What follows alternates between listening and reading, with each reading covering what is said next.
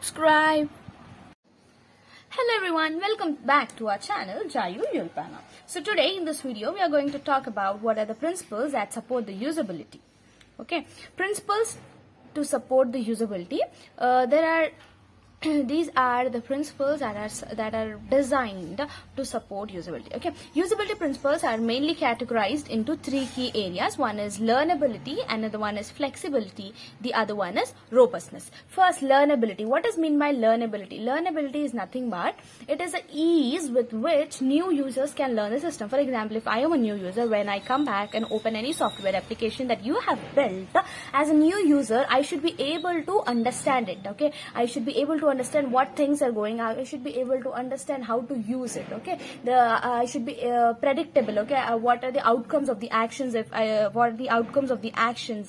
Okay, and I should be able to understand the effect of the past actions which I've performed. I should be able to understand the real world concepts, generalizability, consistency.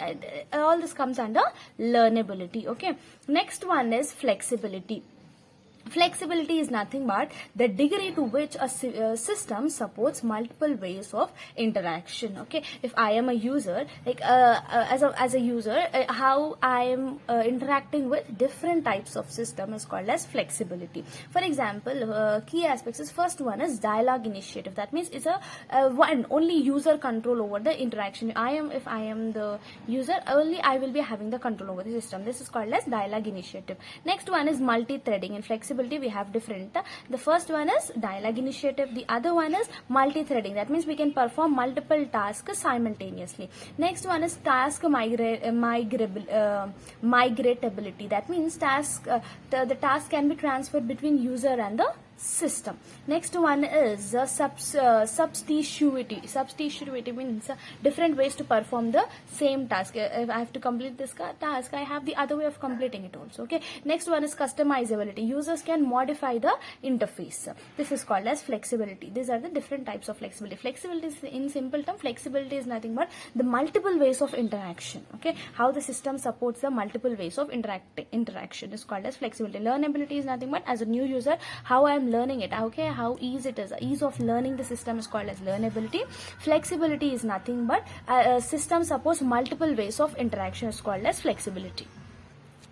Robustness, next one is robustness. Robustness is the level of support provided to users in achieving their goals. Okay, first one is observability. In robustness, firstly, mainly robustness is nothing but how users, okay, the support that is provided to the users. Okay, if I am a user, the support provided for me for achieving a specific goal is called as robustness. First one is observability. Okay, system state should be visible.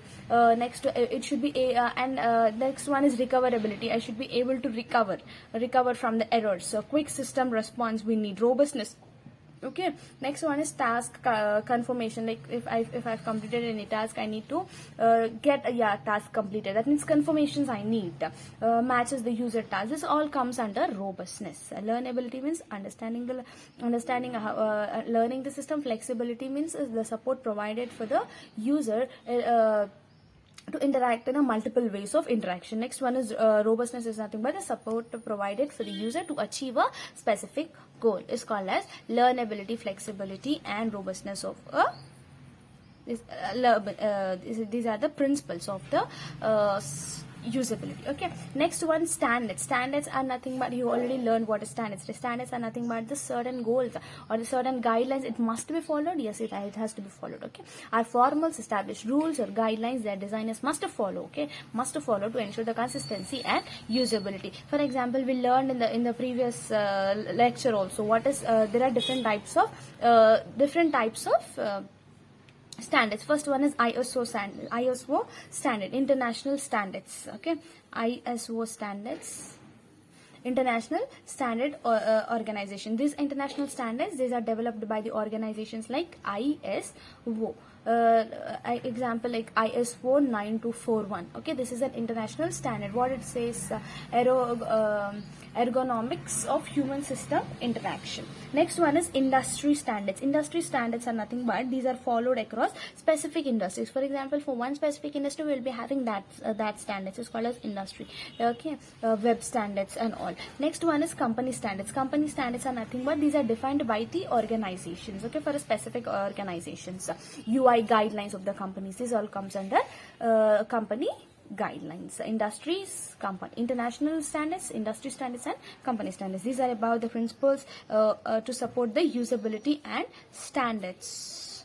Thank you all for watching. The notes is mentioned in the description. Thank you.